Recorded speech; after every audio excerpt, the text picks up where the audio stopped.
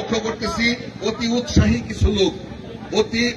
কিছু লোক নতুন কিছু বিএনপির নেতা, যারা বিএনপির নেতাদের কাঁধে ভর করে বিএনপির নাম ভাঙিয়ে মানুষজনকে বিভিন্নভাবে হয়রানি করার চেষ্টা করে।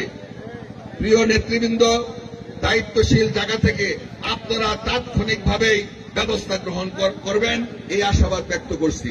এবং সেই সঙ্গে আমি কানসা ইউনিয়নবাসী যারা এখানে উপস্থিত আছেন প্রত্যেককে একতাবদ্ধ থাকার জন্য অনুরোধ করছি।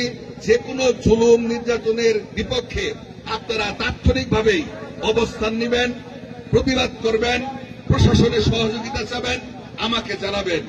ভাইয়েরা আমার, কানসা ইউনিয়ন এখানে আমাদের মুসলমানদের সঙ্গে এখানে আদিবাসীদের কিন্তু একটা অংশ এই এলাকায় রয়েছে, তাই না? এই আদিবাসীরা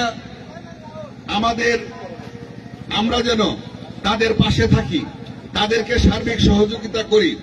আমরা সকলে অবগত রয়েছি বর্তমানেও দেশটা কিন্তু একটু অস্থিতিশীল অবস্থায় রয়েছে।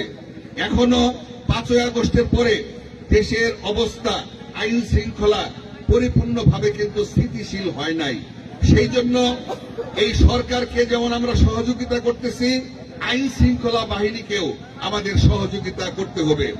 আমরা অতীতে ফ্যাসিস্ট সরকার, শেখ হাসিনা সরকার যেভাবে জনগণকে অত্যাচার করছে, জুলুম করছে, নির্যাতন করছে, চাঁদাবাজি করছে, এই বর্তমান সময়ে ছাত্র ভাইয়েরা জীবন দিয়ে যে সুন্দর স্বপ্ন বাংলাদেশকে নিয়ে গড়ার স্বপ্ন দেখেছে, সেই স্বপ্ন যেন বাস্তবায়ন হয়, সেই জন্য সকলের সহযোগিতা কামনা করি। প্রিয় ভাইয়েরা আমার, আমরা যারা সংখ্যা গরু রয়েছি, অধিক সংখ্যায় মুসলমান ভাইয়েরা যারা আমরা আছি, আমাদের প্রতিবেশী সংখ্যালঘু যারা আছেন, তাদেরকে দেখাশোনার দায়িত্ব আমাদের দ্বারা তারা যেন কোনো নির্যাতনের শিকার না হয়।